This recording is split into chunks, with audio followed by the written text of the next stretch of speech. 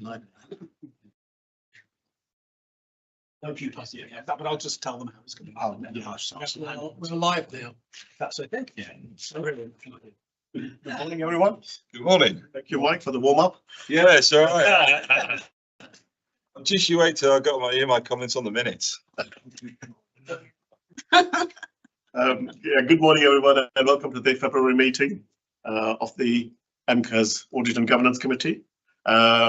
I'm Shail Shah. I'm the independent chair of this meeting. And welcome to some new members. And thank you, everyone, yesterday for confirming your attendance. It is, it's quite important that we got some, we're very time-sensitive, critical items later on in the agenda. So thank you again for confirming and making arrangements to come today, either in your own right or as subs. So, housekeeping-wise, we are now being live streamed. So your attendance is taken as acceptance that you are happy to appear on it. And if you haven't already, please turn your mobiles into silent. Introductions. So, as I said, I'm Shail Shah, independent chair, and vice chair. Yes, I'm Cecile Wright, Derby City Council, and I'm the vice chair of this. Good morning, everybody. My name's Richard Williams. I'm the executive director of resources for EMCCA and also the statutory Section 73 officer for the council terms. That's equivalent to the Section 151. Yeah, you've got to speak up. That was way too quiet. God, I couldn't hear most of it. Okay. Hi, everyone. Yeah, I'm Nick Wash. I'm the Director of Finance at EMCCA and the Deputy Section 73 Officer. Councillor Warcliffe, Derbyshire County Council. Councillor Craig Whitby, Mansfield District Council, substituting for Mayor Andy Abrahams. Judy Staten, representing Derbyshire District Councils. Yeah, good morning. I'm John Wright, Derby City Council. I'm the new Kieran Morgan McGeehan. Morning, I'm Susanna Leask from Central Midlands Audit Partnership, the Internal Auditors. Morning, Martin Shipley, Central Midland Audit Partnership, Audit Manager. Morning, Councillor Sam Smith, Nottinghamshire County Council. Michael Edwards, Nottingham City Council. Patel, Nottingham City Council. Mark Surridge, partner at Forbes Mazars, your external auditors. Vance, Senior Audit Manager at Forbes Mazars. Morning, I'm Sanjit Soul. I'm the Monitoring Officer for EMCCA. Hello, Michael Edley, Governance Officer. Thank you, everyone. Apologies for absence. Have we got apologies? Yes, we do. Yes, please. Yeah, we have apologies from Wendy Lukacs and her substitute Paul Grills, and then Chris Payne, Steve Carr and Lewis Whitbread, all of whom are ill, varying degrees of severity. Thank you. Declarations of interest. Do any members have any declarations of interest? Public participation. We've not had any questions from the members of the public. So we now move on to the main items. You do minutes? No, I didn't do them. We're doing minutes next. So that's item 6. Debbie. Oh, sorry. Yeah, it's on the different order. Sorry. Very much. Different orders. Oh. Yeah, it's the minutes after declaration. Okay, sorry. Yeah. If you have them. Right. Can we do the minutes next, please? So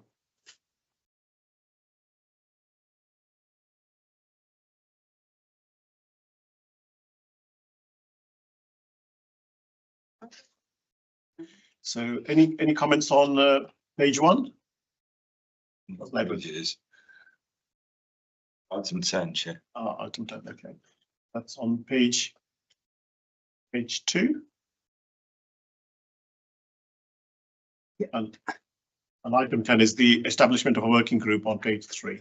Yeah, Chair, I'm slightly worried this is going to be the most significant thing I've got to say today, and it ain't going to be that significant. Gist of it is item 10 kind of records that we had a discussion, but didn't say what the resolution was. And I just think if you could take that away and just turn it into what it actually was we agreed to do, Just for the record would be helpful. Yeah. But really, small beer. Thank you, Councillor Edwards. Is that okay? Is that okay? Item 10 is wanting No, yeah, we can. actions, action, the action. The action. Yeah. So moving to the substantive items of the agenda, the first item is the external audit, annual accounts and auditors report. Yes, and Richard, please. I'll quickly introduce and then I'll share the presentation of these quite complex set of reports with colleagues.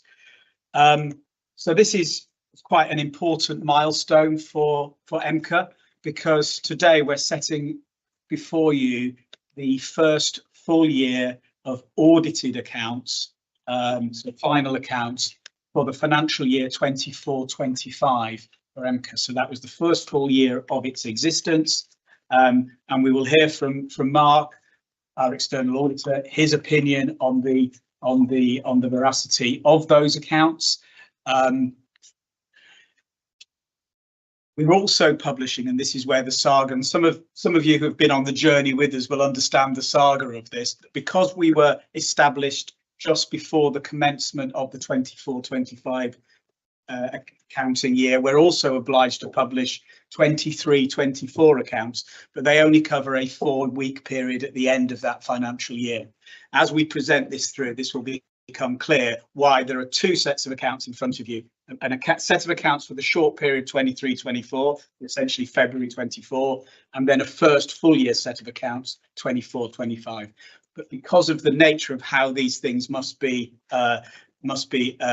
presented and indeed audited, there's two sets of accounts and of course two audit reports, and we'll come to that in due course.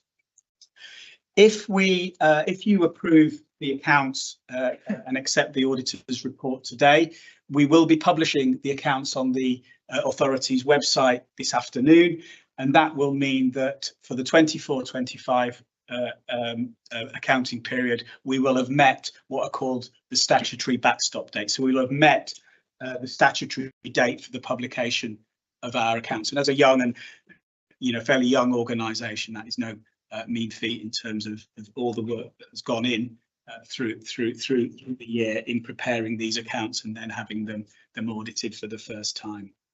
So first of all, I'm going to hand over to my colleague Nick, who's going to talk us through the two statements of accounts, and then Nick will hand over to Mark, who will provide the external auditor's report to you.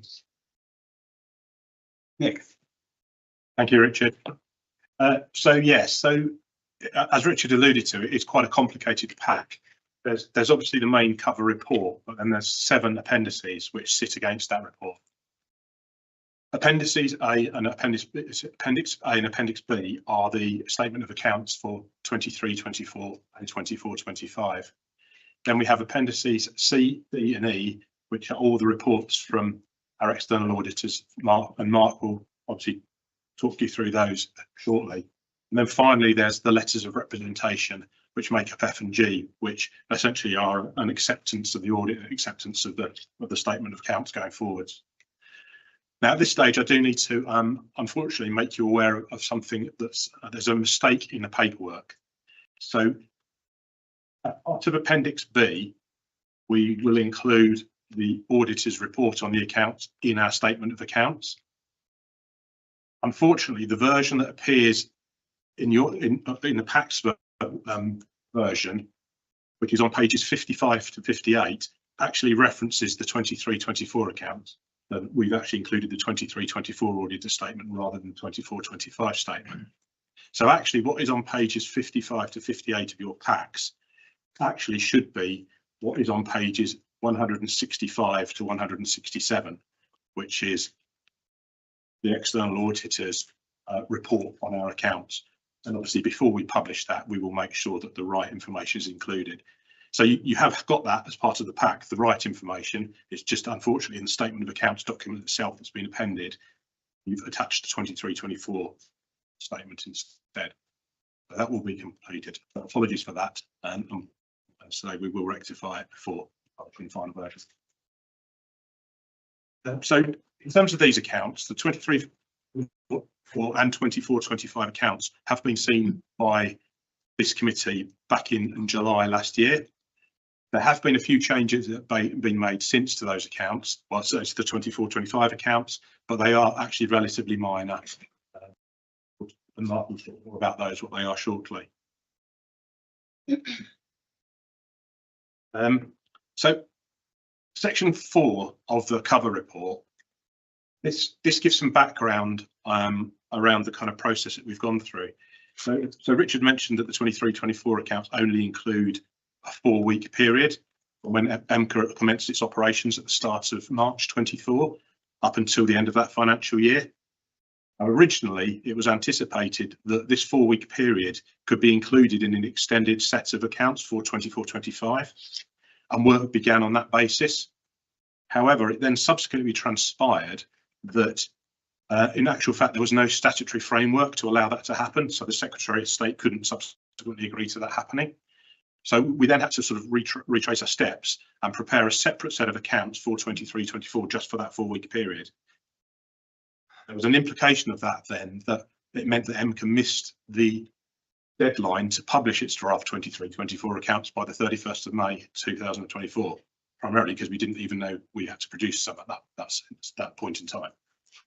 So what happened then? That resulted in an resulted in an assessment of a risk of significant weakness in arrangements by our auditors in respect of the 23-24 accounts. Obviously, this doesn't apply to 24-25. It's not an issue within 24-25, and so it's all been rectified since. It's just in respect to that 4-week period for the 23-24 accounts. As Richard mentioned, the date for 24-25 accounts, the backstop date is today. So hopefully, if we get approval today, then that will be published, and we'll meet our government deadlines to make us compliant.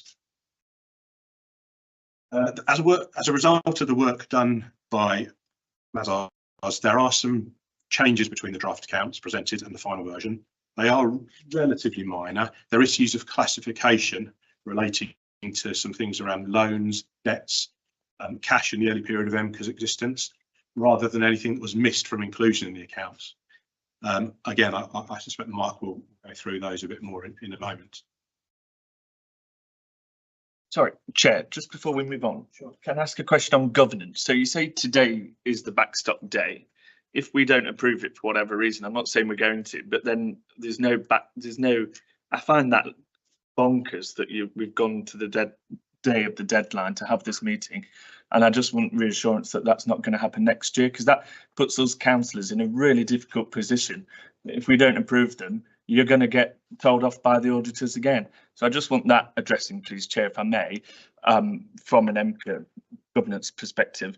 And what have you put in place to ensure that we don't miss whatever you've gone wrong last year and then get the response we've already had from the EMCCA? I'm sorry that's not as technical as you guys have been, but just on a governance thing, that's really worrying. I'll come back to, so I think in hindsight, when the governance timetable was set and the committee timetable was set, we shouldn't have coincided today with the backstop date. That is absolutely hold our hands up to that. These committee dates are set in, typically 12 months ahead. You changed them. You kind of changed them. It was, so that was an oversight in that regard. So in terms of, firstly, what happens next year, which I think was the substance of your question. So the government has moved the backstop date next year to the 31st of January, which puts us under even more pressure to get these accounts audited, because we still have to publish the draft accounts on the 30th of June. Okay, that doesn't need audit committee approval. That just needs my certification that I'm happy with the draft account. So that doesn't implicate the timetable. Then we've only got then a much shorter period then to have the accounts audited and then finalised ahead of the publication date, which is 31st of January 2027 for 25-26 accounts. However, we have reflected on that in setting the timetable for next year, and the relevant audit committee that will consider the 25-26 accounts is the 15th of January. Okay, thank you. Thank you, Councillor Smith. Any other questions before? Sorry, I'll just put one more. I'll carry on a little bit safe if that's all right. Yeah, so the final thing I wanted to touch on was there's another area of significant weakness that Mazars have identified in their report. Although there are significant examples and evidence of performance monitoring taking place during 24-25, and that this is obviously maturing as the organisation establishes itself, there was actually no approved performance management framework in place which pulls all of those strands together. This is something that's been rectified for 25-26, and we have a head of performance and risk appointed to lead and make sure that we're compliant on that for the current financial year. We've also established a formal performance board chaired by the chief executive to ensure that the highest priority is and continues to be given to performance management and reporting going forward. Can I just ask a question on that? So the response in the auditor's report states that you're on track for completing the audit, the performance management framework by the end of March this year. Yes. Is that still on track? Yes. Yeah. Thank you. Thank you. It will be signed off by our corporate leadership team, and we've already booked the slot with the corporate leadership team. I think it's next week after. So yeah, that was all for me, Chair. So thank you. To hand over to Mark if that's really okay. Should we just do if there's any questions for Nick, and then we can move on to Mark. External audit. I'm just gonna throw it straight to bed. I'm going to talk you through the reports if that's okay. So we've got 3 reports in the pack today. So as Nick's explained, that's because we've looked at both the 23-24 financial statements and 24-25. So the first report in the packs is the completion report on 23-24. We've then got the completion report on 24-25, and then we've then got the value for money arrangements commentary. So the first report is on the 23-24 audit. As we've just discussed, we are issuing a disclaimer of opinion on the 23-24 accounts, which means that we won't be giving any opinion. And that is because of the fact that the accounts weren't published by the backstop date. That meant it wasn't possible for us to complete an audit ahead of the backstop date for 23-24. So as we've undertaken minimum procedures on the 23-24 accounts, there isn't too much in that first report that I want to highlight. So we'll move on to the second report, which is our audit completion report for 24-25. So we did complete a full audit for the 24-25 year, and that included performing work over the 23-24 balances, which are brought forward into those accounts because of the fact we hadn't already done an audit on those. So that work has allowed us to be in a position to issue an unqualified opinion on the accounts today. The executive summary within the report sets out some qualitative aspects of the authority's accounts. So we did identify that the authority had not fully tailored its accounting policies for its circumstances. So, for example, this included stating the authority had no leases, when in fact it turned out that they did have some leases. There were also a number of disclosures within the accounts which were not compliant with the requirements of the code. And whilst the accounts were published by the deadline, there were a few areas in which they were incomplete or not fully tailored. These were all rectified through the audit, so they've all been adjusted for, but we'd recommend in future that the authority ensures the accounts are fully complete and tailored before they're published. The report also sets out some of the significant matters that we've discussed with management. So with authority being such a new organisation, there were some quite unique technical concepts to work through. So we worked well with management throughout to work through those and get the right answer. So that has resulted in some adjustments to the accounts, as Nick has already mentioned. So the report goes through the detail of our findings on the significant risk areas. The first significant risk area we identified was management override of controls. That's a mandatory significant risk on all audits. We completed our work in that area with no issues to report. And we then had an area of focus around IFRS 16, which is new accounting standard in relation to leases. And as already mentioned, our work on this identified the fact that the authority did have some leases they hadn't initially accounted for. So the accounts were adjusted to recognise those. Oh, sorry, they weren't adjusted, but they were immaterial, so they're included in the unadjusted misstatements, and that's something the authority will look at going forwards. And then the final area of focus was, as I mentioned, around rebuilding assurance. So we did the extra work required to gain that assurance over the 23-24 balances. Finding a shilling. We identified 5 deficiencies in internal control through the audit, which are detailed in the report, and we've got management responses to all of those, which are included in there. Section 5 of the report then sets out the misstatements that we identified. So there were 4 unadjusted misstatements, the first being the leases one that I just mentioned. And then there were a few more which were all identified within our sample testing. So the errors you see in the report are the total extrapolated amount. So when we test a sample and find an error, rather than reporting that individual error, we do an extrapolation just to demonstrate what the potential impact could be if there were more errors in the untested population, and that allows us to conclude it's not a material issue. And then the report also details the adjusted misstatements, which, as Nick mentioned, mainly includes kind of disclosure and reclassification. They're all in there, and we'll then move on to the final report. Does anyone want to do questions on the accounts before I move on to the value for money? Or Any questions for Catherine? I just want to know that what is being done to assure that, you know, issues of past, especially addressing the disqualified opinion, what is being done, you know, by EMCCA basically to avoid any further delays in regards to the full assessment of the accounts? A question for Richard. Yeah, so I mean, again, Mark and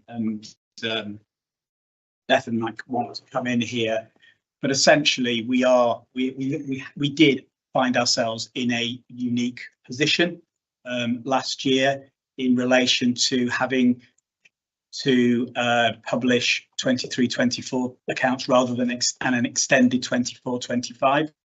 We had long conversations with MHCLG, the department, with their legal advisors, with their local audit team, to get to a resolution, and it was agreed by all that this was a unique legislative oversight, that when the devolution order was laid, it should have given us the permission to do those extended accounts.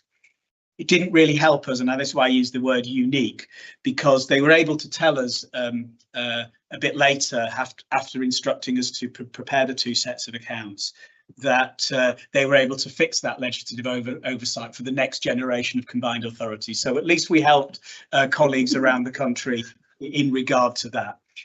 But I come back to the word unique, Councillor Patel, because whilst the auditors are not suggesting and offering an opinion on those accounts, they have, I hope we'll say that they've got enough audit evidence to effectively build confidence in the starting point for 24-25, and therefore to express an opinion on the 24-25 accounts. So that 23-24 issue is effectively wound itself out, and it will obviously not be repeated, because from that now on we'll be issuing standard full year accounts, and of course we'll be closing the financial year very soon, and we'll be starting work on the 25-26 accounts. Does that answer the question? Thanks, Mark. Do you want to add anything to it? Yeah, I mean, we are issuing a clean opinion on the 24-25 financial statement, so it resets everything into a clean position. So we think that element is resolved. The 25, the financial statements for the financial year coming is what we will look at. We would like to see all of these initial errors that we've reported not to repeat themselves as the authority gets a better understanding of its own transactions, applying the correct accounting treatment correctly for the first time rather than so there are steps to go through that we'll revisit, but we wouldn't be 23-24 of the position. Thank you. And Beth, just one more question I had. Were you happy with the management response that you had to? Yes, so yeah, I think management, they accepted all of the deficiencies and in some cases have already put things in place, but yeah, on all of them, they are taking them on board and moving them forward, so yeah. Okay. Yeah. Picking up on what Councillor Whitby said about the performance management situation. I didn't quite catch it. Are we talking about performance management in the way we manage the finances? Or we're talking about the whole authority? Because if you think about what we used to go through when we were assessed for corporate governance, they'd say to you, look, are you clear on your aims? Have you planned out what you're going to do? Are you going to performance manage what you're going to do? Have you got the capability? Have you got the capacity? Have you got the culture? Is everything you're doing legitimate? And those are the 7 kind of big tests that we had for corporate governance.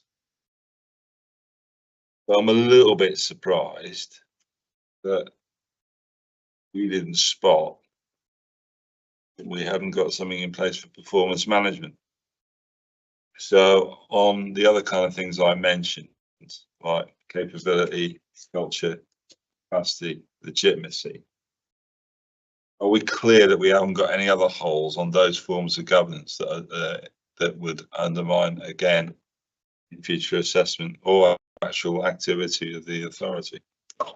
So, from what I understand, I think there probably was a performance management processes in place, but maybe not codified as that or called it that. But I think I'll let Richard kind of explain. Yeah, no, and I'm very happy. You know, Mark, and obviously it's Mark and Beth's finding. So, I mean, it's inevitable, I think, when we are, you're a fairly new organisation, because remember, we're looking really very much on 24, 25 with young organisation. You're just establishing those processes. I think the audit finding, my interpretation of the audit finding is that whilst and we did provide lots and lots of evidence as an authority to the auditors of how we manage performance. So, you know, regular budget monitoring, both coming to the council's management team, but also coming through to the board. We did have a 1-year corporate plan. We've got a 3-year corporate plan now coming to EMCCA board at the beginning of March, and that will set very much those missions, those guiding principles about how we manage performance. We have a number of programs and projects where we are spending significant monies across the region, and they are tightly controlled through a portfolio management reporting system that again is being evolved all the time. My reading of the audit finding is that whilst there is evidence that that is in place and performance reporting is in place, it was not codified, as Shayla said, in something that is called a performance management framework that brings that all together. And that is what we are looking to finalise in the next few weeks. That will then be the basis upon which we will then manage performance going forward. And we've made a couple of really important key hires in the organisation, because obviously we're still building our own internal capacity, and that includes a dedicated performance and risk manager for the authority. And Mark, if you wanted to add, or Beth, to add to that in terms of your finding. I will come on to it in the next report, which is the value for money commentary. But yeah, Nick's right that, Richard's right that we had evidence that there was performance management activities taking place. It is just that there wasn't a formal framework. So whilst objectives were set and then they were monitored, there's no framework that said this is how we are going to monitor them. So we couldn't therefore conclude that they were doing the performance management in line with what they said they were going to do. So it's just that formalisation of the policy and the framework. Yeah, I mean, I do think EMCCA in I think 24-25, it was a bit of an unusual situation. And if you look at budget we had for transport highway funded projects, first it was 0, then it was 51,626. How many statements of accounts are we going to see in the future where it turns out that the outturn is precisely what was budgeted? I mean, that's just a phenomenal thing, isn't it? I think that's just indicating that year we're allocating grants rather than actually spending. So it was odd, wasn't it? It's an odd year, really, that first year sort of. So, yeah. So are we expecting that in future statements of accounts, those kind of budgets will have variations and changes or won't match what's been precisely budgeted? And obviously can't absolutely guarantee that, Councillor Edwards, because some of the reason for some of those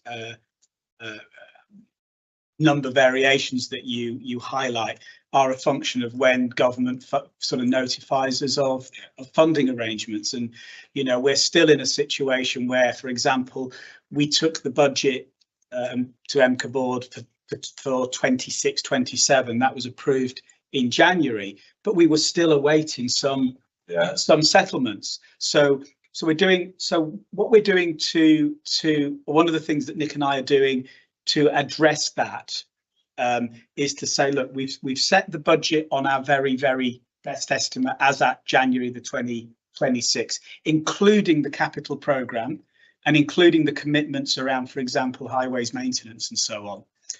But what we're then saying is that we will be taking in July a set of revised estimates. So if we need to make any revisions in the light of funding announcements or in relation to some of those capital programme matters, they will be reflected in July. So we're all the time trying to get as close to the real position as we possibly can. But absolutely, I think, you know, 24-25 was an unusual year.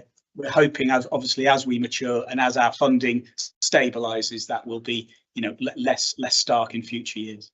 Yeah, I probably needed to be clearer, really, because I don't really want to say, oh, it was 0 and it was 51 million. My point was more about it was 51,626,000, you know, significant to 5 digits. Yeah. And then what we spent matched that precisely. And that won't be the case in future years, will it? There'll be situations where you think. There'll be situations, but obviously we won't have that level of precision. Yeah. So we know how to handle that. Right? We'll know how to handle variations. Yes. Oh, absolutely. Yes. Yeah.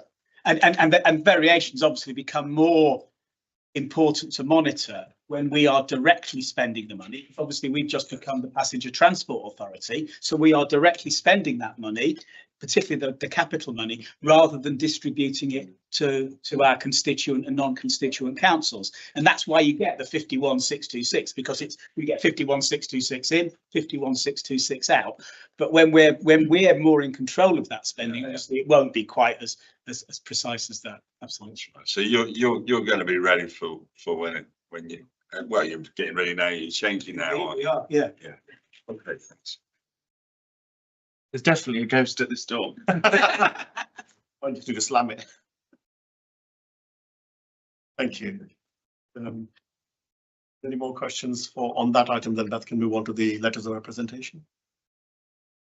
It's the value for money report that I'm just going to go through. So I know we've just touched on it a bit already, but I'll just take you through the report quickly. So I work on the value for money arrangements as presented in our auditor's annual report, which is our 3rd report in the pack.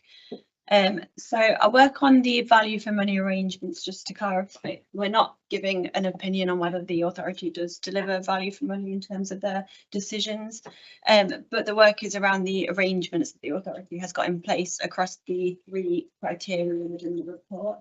So the first criteria is financial sustainability, which is how the authority plans and manages its resources to ensure it can continue to deliver its services. Our commentary is in the report, and this covers both years 23-24 and 24-25. And we've been able to conclude that there was no significant weaknesses in the authority's arrangements for financial sustainability in the 2 years. The second reporting criteria is governance, which is how the authority ensures it makes informed decisions and properly manages risks.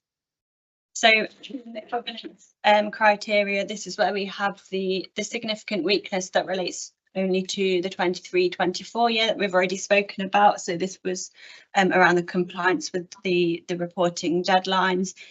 So as we've discussed, that was a one-off for 23-24 because of that late notification by MHCLG in terms of having to produce the 2 separate statements of account.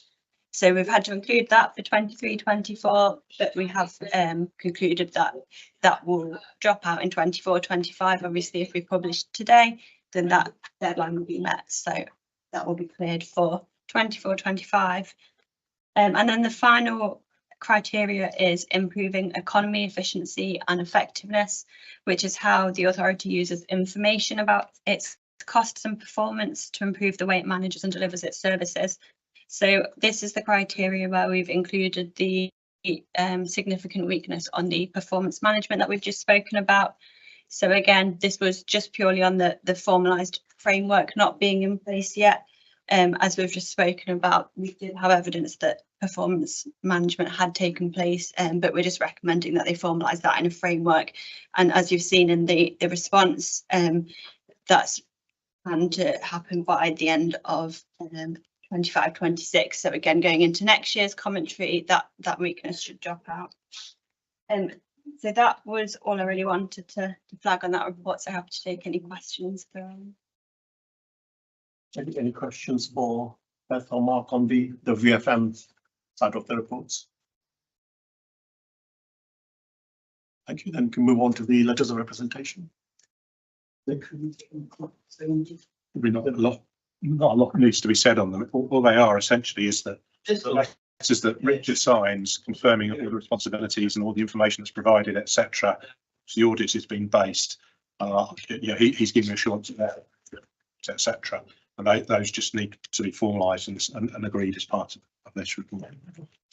Obviously, we have, as the section 73, have accepted the auditor's findings and recommendations. Obviously, we've made the adjustments to the accounts accordingly between draft and final to reflect those findings, as well as obviously taking the management actions in relation to the other findings in relation to the VFM. So that was quite a substantive item. Any questions for any of the officers or the external auditors on that? Just a comment to congratulate the finance team for putting together an extra years of accounts in such a short space of time. Well done. Again, I think I'd echo that. Thank you for the finance team and associated officers, because it's been a difficult first year and the second year as we navigate through, especially when they've been through probably interim staff, interim officers, and now I know we've got a full team. So recommendations we have are recommendation A was to consider and approve the audited statement of accounts for 23-24 and 24-25, and appendices A and B. Do we need to note that the auditor's report was incorrect in the pack, but the full report is actually provided? Will it be updated on the one that's uploaded online? Make that minute. Recommendation B was note the reports of the external auditor in its audits of EMCCA's 23-24 and 24-25 accounts. And this is C, D, and E. And item C, recommendation C, is approve the letters of representation for 23-24 and 24-25, appendices F and G. Thank you, everyone. So if we then move on to the internal audit items, Martin, you want to be? Thank you, Chair. Right, this is the standard progress report that those who've been on the committee a while should be used to seeing by now. So if first of all we commence on page 217 of your paper, the audit dashboard, plan progress on the top left there. It shows that we've got 50% of the plan either complete or field work complete at this stage, with a further 44% in progress, which is actively being completed and at various stages of completion there. There's one audit, which is the 6% there, which we've delayed start because it's looking at the transport initiatives and bus service provision. That's only just come over to EMCCA, so we've left time for obviously the system to be established before getting into looking into that, because obviously prior to that there was nothing of substance to undertake an audit of. Moving across to the right, 2 jobs have been completed in the period. One of them is the IT physical security audit, which has got reasonable assurance, and the other one is the investment fund and oversight audit, which has got substantial assurance. Customer satisfaction there to the right again, we're still at 100%. We've only had the one back, but as we start completing more audits and sending those out, hopefully we should get further back in the future. At the bottom now, we've got recommendations, movement in recommendations. We've now got recommendations to actually report there. I think prior to this, we just made some, but now we've got some recommendations which have reached their expected date of implementation. So that's starting to develop that bottom three charts there, as you'll see going forward in the future. The one on the left shows that there's been 8 recommendations made in the period, 2 have been closed. In the middle there, it gives a breakdown of the recommendations which are out. There's 9 with future actions, and that's because actions have been agreed to implement recommendations and to address issues, but the dates for implementation have not been reached as yet. The 3 that you can see there, which have got delayed action due, that's where the original action date has been reached, and we have chased those up with management to find out what the present situation is. There's updates on those later on in the report, and then to the right it just gives a breakdown of the overdue recommendations and which category date wise they fall in with respect to being overdue. The following page gives plan progress on audit assignments against 25, 26 assignments and the brought forward ones. You can see from there that there are a number of plan changes which are sort of detailed in blue alongside the audit names. I'll move on to those on the following page, which gives a further breakdown of why they've taken place.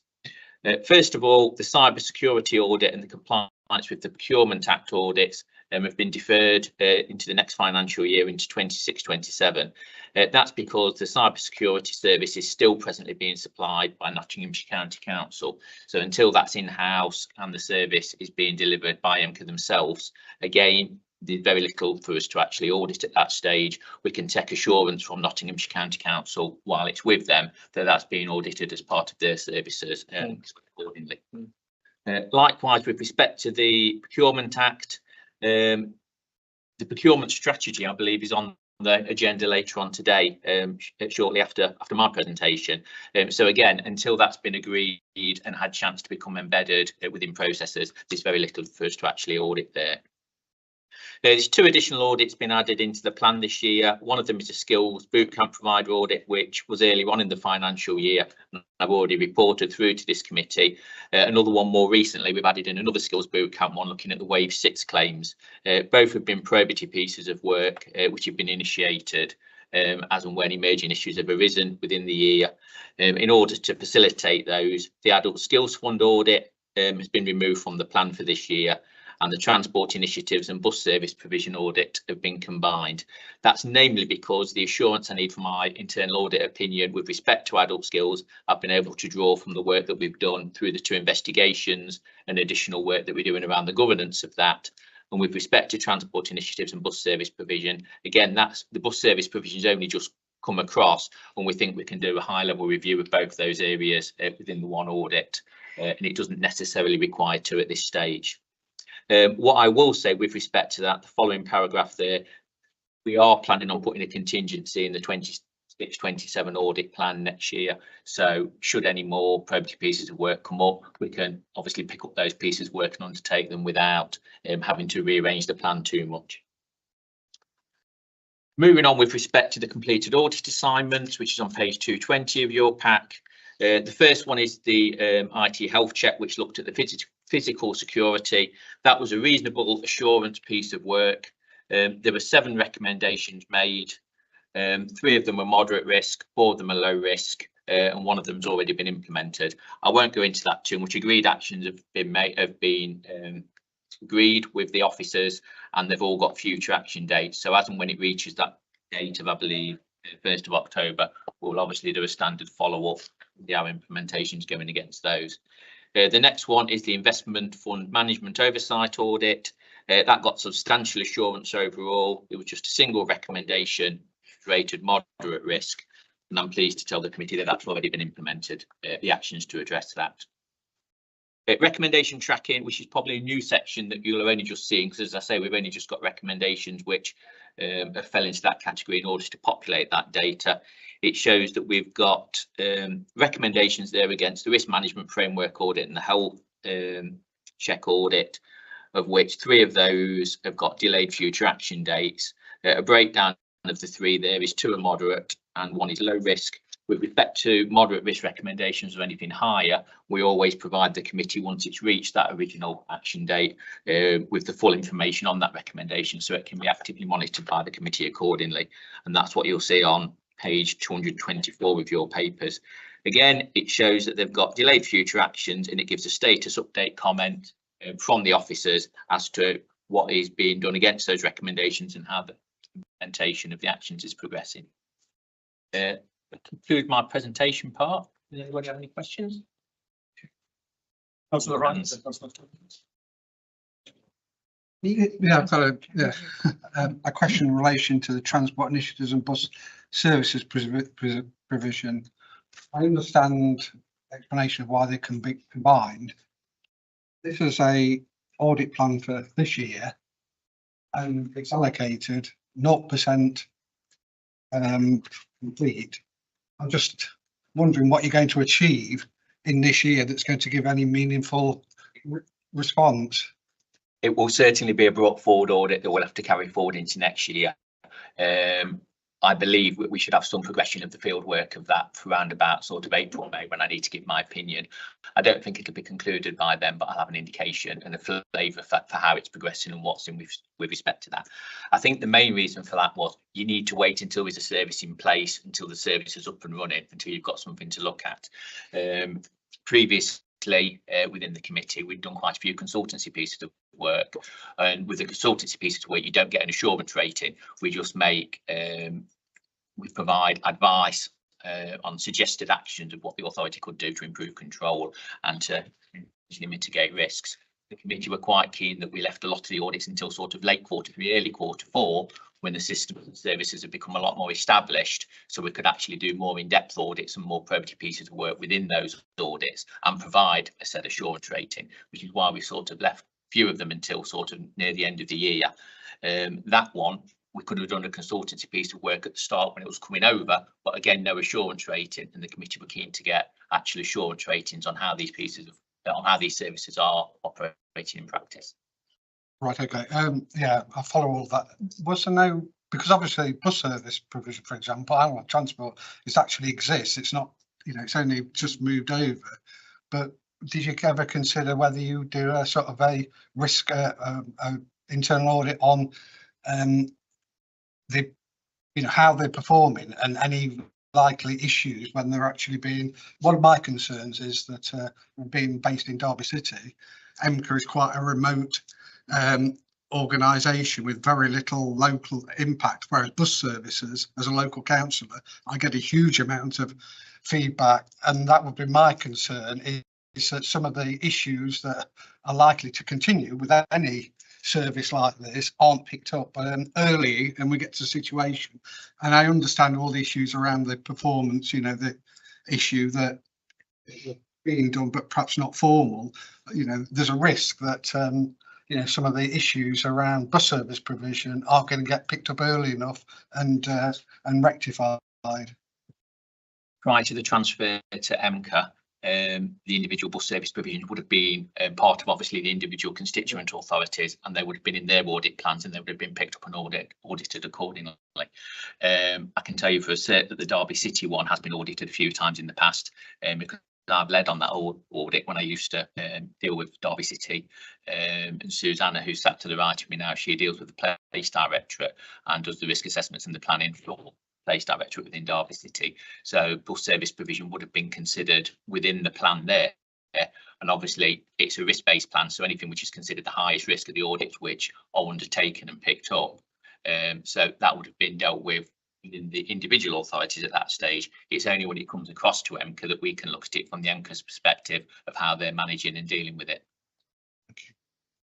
Richard, do you want to... just maybe just for the benefit of the wider committee, just in terms of the position vis-a-vis bus services across the region. So EMCCA, when it was established, was essentially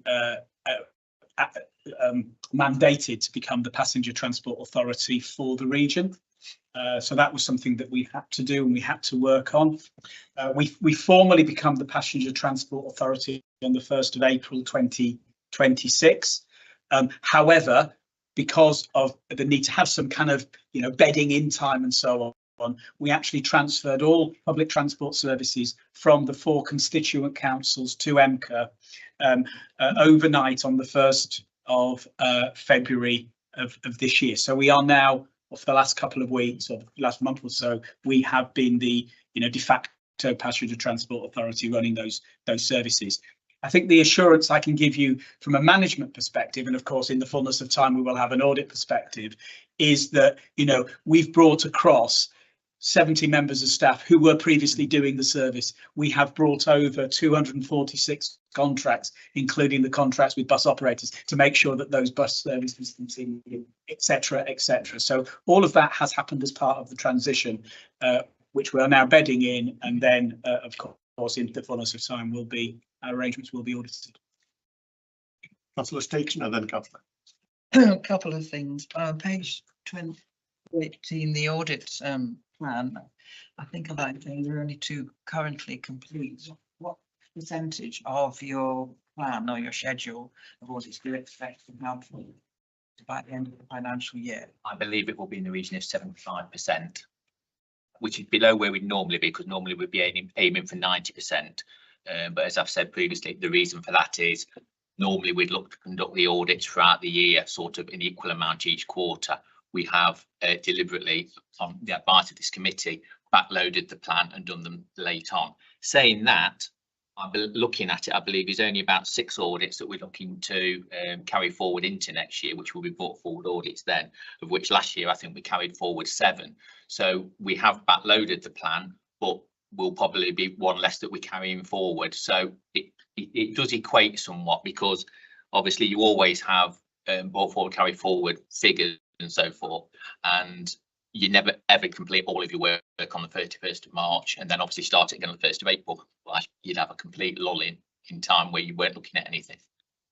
Thank you. Just one more question. On page 221, we've had it given for rectification of all issues is October, and looking at something like physical security. I mean, is that the earliest that it is feasible to tackle these recommendations? That's a problem. It's an issue. All of the individual actions have been agreed with management, and I think a lot of it ties in with moving the premises within Chesterfield from the premises they're presently in into new premises, and the way in which the transition of that is actually dealt with and undertaken. So I think that's why they've gone with that date, because that's the date that they believe they can have all of those things addressed and sorted by. What we do say to auditees when we actually conduct the audits, please make sure you come up with realistic implementation dates for recommendations. There's nothing worse than officers sort of putting a date that's far too soon and it's not likely to be achieved by, and then we're chasing them up for response and they're saying, well, we haven't had a chance because of this, that and the other, because then it falls into obviously the next stage of reporting to this committee of it being overdue and why is it overdue and what's happened. So we'd always rather advise officers to come up with realistic dates when these things can be addressed by and can actually be effectively put in place. Thank you. Councillor Edwards. Yeah, I don't mind a relatively early internal audit check buses. I think people are going to realise pretty soon that there are significant challenges for bus services, certainly in Nottingham, and I guess across the combined counties, because we're in a situation where significant subsidy was coming in to support the sector for £2 single fare limits, and the full consequences of that being increased straight to £3 has brought real issues. I think the ride thing is very interesting, starting to enjoy using that, but it's noticeable that on the ground our CIS systems in Nottingham are not working properly. And that's going to, I know people are onto that, and that might even require complete new commissioning of a new supplier of the service in a year's time, such as the significant challenges that the current suppliers are facing. So I think there is this sense that yes, checking this kind of stuff out, but and checking out how the transition has gone, you may not find all the issues. My fear, of course, is the issue will then say the worst solution is that this needs to be more centralised. Pick up Councillor Wright's point, really. There's significant work to be done by having bus people near the bus services that they're trying to oversee. And I think Nottingham and Derby I can well understand that we have concerns about something that's have an internal audit and it says, and hallelujah, you've decided they've all got to the staff have all got to be centralised. There'll be risks in that kind of recommendation, but just realise just what a challenge is coming on buses if people haven't realised it already. And there's already been a reshaping of a service that serves my ward and a couple of significant, well, more than a couple of significant areas in the county. So stuff is happening, and it's happening because the market has gone against bus services recently. So what am I really trying to say? I'm trying to say, yeah, do look. Know that some of these issues are going to become more significant. Don't quite know what yet. Do be wary of the thing that says the answer is centralisation, because there is so much that we monitor at local level. I mean, I've got to say, Derby have got to watch out on bus lanes because I'm well, are you on 3 miles, 4 miles? I think we're on 28 kilometres in Nottingham City. And we now realise that one of the things that we're going to have to do now to help those bus services that are starting to struggle is do even more on bus lanes and tackle some of the areas that other partner authorities have not wanted us to touch, but to do something about boosting bus service reliability and punctuality so that people have confidence in it. So we are looking to do even more big changes in Nottingham City, even though we've got 28 kilometres already. So, you know, do you understand? I don't know how much of that in the end will come into what you find in internal audit. But do watch out for the traps of saying, oh, well, the answer is centralisation. The answer is facing up to the actual challenges we've got and having staff close to the issue so they know what to do about fixing it. Councillor Wright, Yes. and then Councillor Patel. Yes, thank you for your report. The Mayor's Development Fund, the fund that has been allocated across the region to deprived areas within the region, of which Nottingham, Derby and some of the county have been recipients of. Does that feature in the internal audit plan at all? It features within the internal audit assessment of the audit universe when we do the planning, yes. I don't believe it's factored up there as being really high with respect to high risk. It tends to be the high risk audits or the higher moderate risk audits that will actually get factored into the plan and we look at. That's separate with respect to the progress report. This is obviously the progress of 26. For the next committee, we will be looking at to present the 26-27 audit plan. And I think that's probably a question that's more directed towards the planning side of things there and what obviously goes into the 26-27 plan onwards. Okay. Which, to be fair, I can speak to yourself and Shale at the end. Please do, because we're talking about Makes sense. Yeah. Okay. Councillor Patel, and then I'll bring you Councillor Odin back. It's just following up to, you mentioned about by the end of the year, it will be 75% complete in terms of completion. I just want to know that does internal audit have sufficient skills, staff and budget to deliver effectively? And my other question is that how flexible is your plan? I mean, are you able to adapt to any emerging risks? I'll take the first question. CMAP is a partnership organisation. We've got, I think, just shy of 30 auditors now. It's a partnership, 4 audit managers, and we deliver services presently for different organisations. So yes, we're very well staffed and managed. We've got IT specialists, forensic IT specialists, contract procurement specialists, lots of accountants on board. We've got people that specialise in risk management. We've got people that specialise in revs and bends and other areas. So with respect to the personnel that we've got actually delivering the service, yes, we've got quite a few bums on seats and quite a few specialisms that can obviously deliver audits within those particular areas. Second question was about the plan. Yes, the plan is a fluid document. The plan can change throughout the year.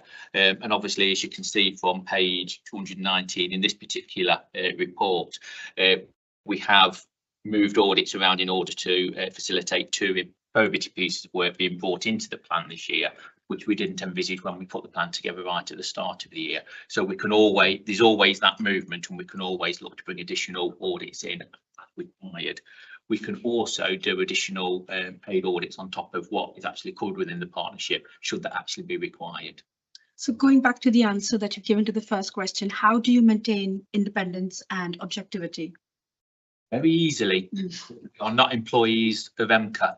We are a separate partnership. So all the authorities that we provide services for, I have not got any, myself and any of the other audit managers and the head of partnership have not got any direct reporting lines through to the Section 73 officers, the respective Section 151 officers, the monitoring officers, and so on and so forth. So when we provide our independent assurance, it is independent, it is separate from the organisation, and we've not got anybody within our sort of management saying, oh, don't report on that or don't look at that area. That's something which, being a separate partnership, we're very, very strong at delivering independence. Thank you. Thank you, Martin. And we'll probably get a audit charter sometime again, won't we? That will come with the audit plan for the next committee, yes. Independence on it. Yeah. Susanna, did you want to say something? Sorry, sorry, Mike, I'll bring you back in, but I thought Susanna was going to say something. No, it's fine. Thank you. Councillor Edwards. Yeah, apparently you did an internal audit on boot camps. Two probative pieces of work, yes. I mean, did you find anything whereby people objected to the name? I looked up boot camps. Has anybody else looked up boot camps? I don't know if it's Google AI. Boot camps are a type of correctional facility for adolescents. What are we doing? I think it's probably AI. And in respective Yeah. financial management to boot camps. Just what on earth? How on earth did that get into the lexicon of local government? We have no control over the name. Nor do we. Could have been an observation, surely. Or maybe AI was hallucinating. Thank you on that note. Can I just add, when you bring the audit plan for the next meeting, it can maybe give priority to cyber security. I understand Nottinghamshire County Council is doing it at the moment, but just look at the transition as to how EMCCA picks it up as a sort of quite a vital area. Cyber security. Cyber security, I believe, is in the plan. I'll have to have a look. Yes, I can, because yeah, obviously cyber security is a brought forward job. So yes, it is in the plan for next year. Yeah. We are taking responsibility for that area from Nottinghamshire, so there will be timely to do that audit, as you say. Thank you. Right, if there's no more questions, if we move on to the recommendation we have is to consider progress against the audit plan and the status of the recommendations and seek any required assurance to ensure that appropriate action is taken. Can we agree on that? Thank you. The next item is item 8, which is the procurement strategy. It's an update, and I'll let. Yeah, no, thank you. So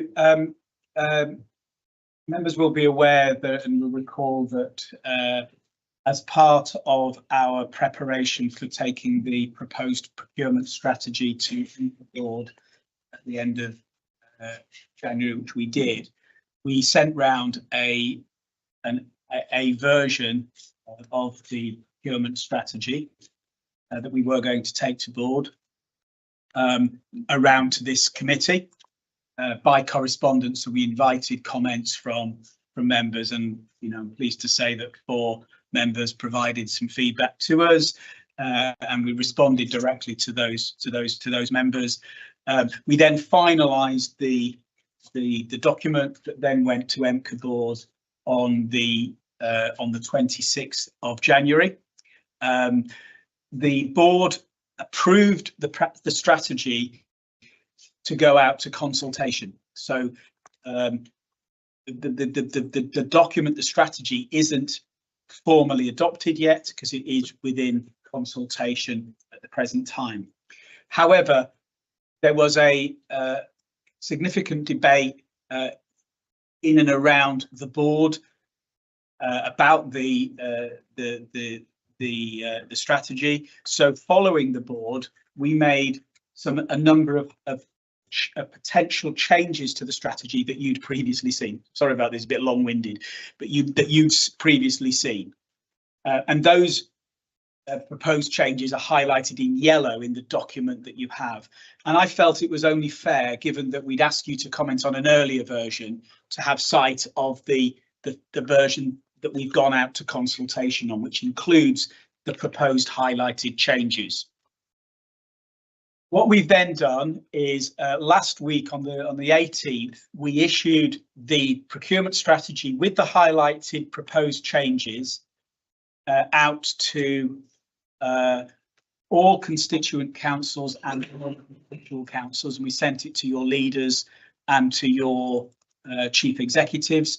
We also have sent this out through our stakeholder bulletin, and our stakeholder bulletin has kind of 1,500 organisations on it, representing business, community groups, trade unions, etc., etc. So we've sent this document out for consultation. It's only a week in, but to date we've had no responses back. But the consultation is open until March the 16th. So what we're inviting today is any further comments that you might have on the revision to the proposed revision to the strategy. In many ways, we are bound by legislation and guidance. So government has said to us, look, there's a Procurement Act 2003, which sets out obligations in relation to things like environmental sustainability in procurement, in relation to social value, and in relation to access of SMEs and social enterprises to procurement opportunities. And of course, EMCCA, we have a significant EMCCA pound and a growing pound as we move away from being a distributor and more of a direct commissioner of services. The legislation is backed up by national guidance, which again reinforces these matters. Of course, the primacy is to deliver value for money. But then there's these other factors that are taken into account. The government is also in that endeavour, for example, to encourage use of small and medium-sized businesses, giving us the opportunity to relax within below certain thresholds, to relax the rules so that we can positively encourage SMEs, and that legislation is only just passed. So we've reflected all of that in the procurement strategy, but as I say, we've made a few highlighted changes that we are now consulting on. If we accept those highlighted changes and there's no further material changes, then the strategy will be adopted on the 1st of April of this year. However, if there are more material discussions to be had, then of course we will report back to the board.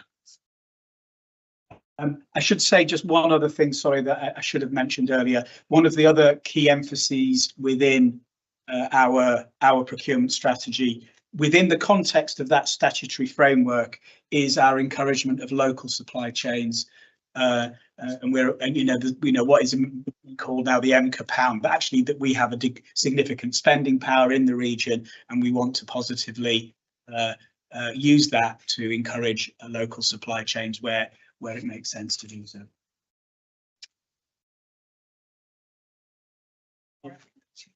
Comments or questions for Richard on the procurement strategy? And thank you everyone for replying back to the consultation as well to help very helpful strategy. Councillor Edwards. Yeah. I mean, I remember a story, I think about 10 years back now, where our hospitals went big on procuring food locally and from local farmers, and it was a really positive set of initiatives. And then some hardline stuff on commercial value came in, and the whole thing was destroyed. So this concept of the EMCCA pound, yeah, what to be value in that, and then it's this thing, isn't it? It says commercial outcomes, and then remembering sometimes just what does bring stable procurement. When I was on the county council, believe it or not, all those years ago, I was a city county councillor, and we were fetched in by the head of finance then to do a special project he was on, where he was really discovering that if you invested in the green stuff, it was better value. You got better returns from it later. So it's that sense of, it's interesting, these kind of, I mean, you get that paragraph, deliver public value, strengthen commercial incomes by effective procurement capability. And then while doing all the other sort of stuff, and it is kind of odd, I don't know what value some of those words are adding. But do understand there is merit in the green. There is merit in the local. And there is merit in doing it right. And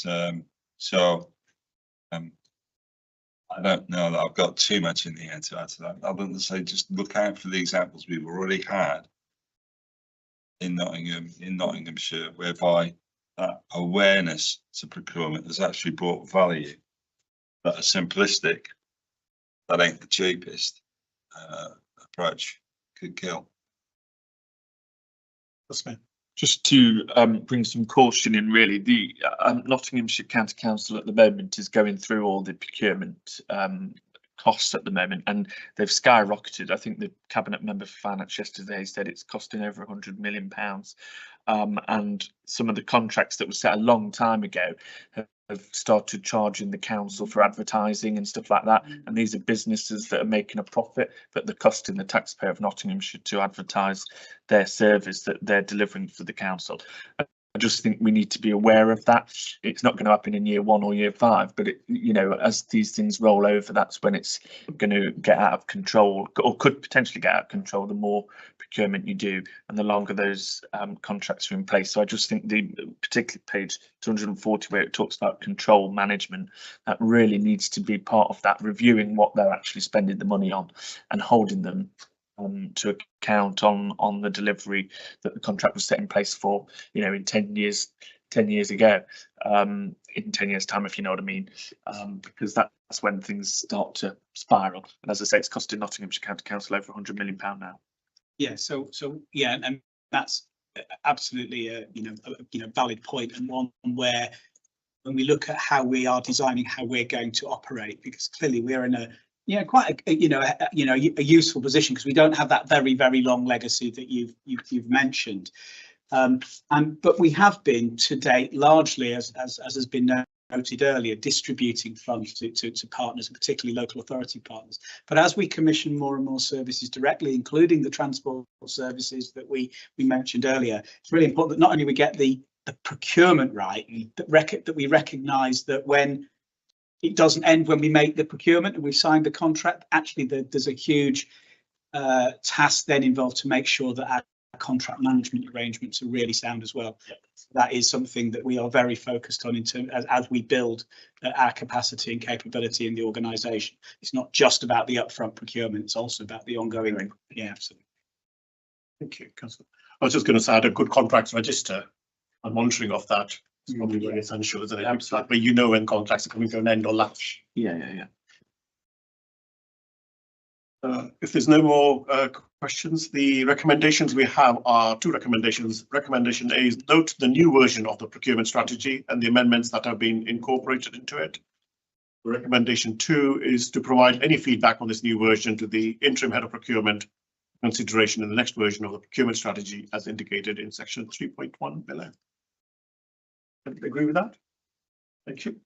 So moving on to item 9, the members' code of conduct protocol and arrangement for dealing with standards complaints. Sajid? Thank you very much, Chair. Members, this report sets out the proposed arrangements for how EMCCA will investigate and determine the complaint made under the members' code of conduct. As set out in the report, pursuant to section 28(6) of the Localism Act, the authority must have in place clear arrangements for considering complaints about the conduct of members and co-opted members. What is before you today, members, it is EMCCA's proposal in the effective member code of conduct protocol, which fulfils that statutory requirement and provides a transparent and proportionate framework for how such complaints will be handled. These arrangements sit alongside the Code of Conduct that was adopted by the Constitution Group in March 2024, and together they support the authority's commitment to promoting and upholding high standards of conduct in public life, reflecting the 7 Nolan principles of selflessness, integrity, objectivity, accountability, openness, honesty, and leadership. In presenting this report today, members, I would like to highlight several key points for you. Firstly, that the protocol sets out how a complaint can be made against a member and step-by-step procedure that the authority will follow in response to the complaint. Secondly, the Act requires us to appoint at least one independent person, and their views must be sought at key stages of the process. For members' information, EMCCA has appointed 2 independent persons to support it in this function.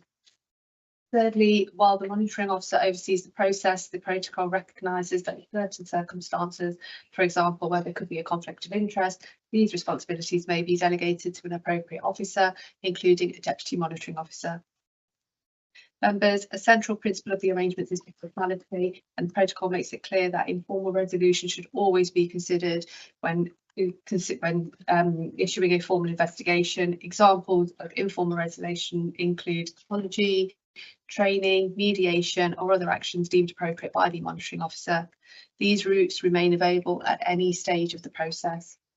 The arrangements also set out that they may be amended where necessary, and any changes made by the monitoring officer in consultation with the independent persons and independent chair of this committee would be. Finally, the protocol will be reviewed every 4 years, or it can be reviewed sooner if there are legislative changes that require it to do so. In summary, therefore, Chair, these arrangements ensure that EMCCA meets its statutory duties under the Act, provides a clear and fair process for addressing concerns about member conduct, and reinforces our wider commitment to transparency, accountability, and maintaining public confidence in the committee. And with that, I present the report to committee, and I'm happy to take any questions. Any questions for Sanjay? Councillor Sleet. Financial implications, it says there aren't any direct financial implications. Are you proposing to pay your independent persons? The considerations in relation to this report, so the report is just about establishing those arrangements, but we do have mechanisms in terms of our remunerations that we do make payment, yes, but they're not implications for the purposes of this report. Okay. The other one is page 248. I think this is just a sort of wording issue. If you look at section 5.3,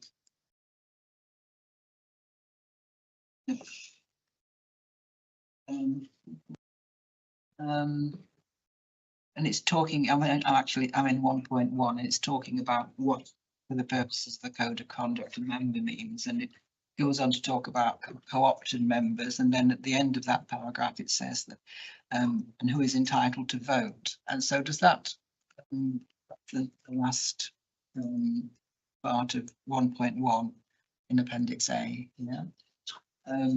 So I'm assuming that bit about entitled to vote only applies to co-opted members, not non-co-opted members. I just think that the layout of that paragraph could be a bit clearer. Are you with me? Yes, absolutely. You make a very fair point there, and we can review that because it is in relation to, as you say quite rightly, the co-opted members, and if that were true, then it would apply only to those constituent authority members. So thank you for that. Apply to me. Yeah, thank you. Any other questions for Sanjay? So the recommendations we have are to recommend the approval for the arrangements of dealing with standards complaints under the Members Code of Conduct Protocol for adoption by the Combined County Authority Board. I agree with that. Thank you. So, and then the last item we have is the forward plan and the meetings action log. Yeah. I haven't produced a report because the next meeting is the last meeting of this municipal cycle. It's on the 7th of April. And the items on the draft agenda include the internal 26-27 audit plan that Martin has referred to already, a draft of the annual report, and possible other changes to the constitution. The next meeting of the new cycle is the 10th of July 2026. The actions that arose from the last meeting have all been resolved. You received the risk protocol, for example, that was one of the actions. They've all been resolved. Thank you. So the 7th of April meeting was an informal meeting in our diaries, but it's now a formal meeting of this committee, and it's at just North East Derbyshire. Chesterfield. Anything else? Thank you, everyone. So that concludes the formal part of the Audit and Governance Committee meeting. We can have maybe a 5 minutes or 10 minutes comfort break, and then allow officers to maybe leave the room, and then if we can have a private meeting with the external and internal auditors. So if I can ask the members to stay back for 10 minutes.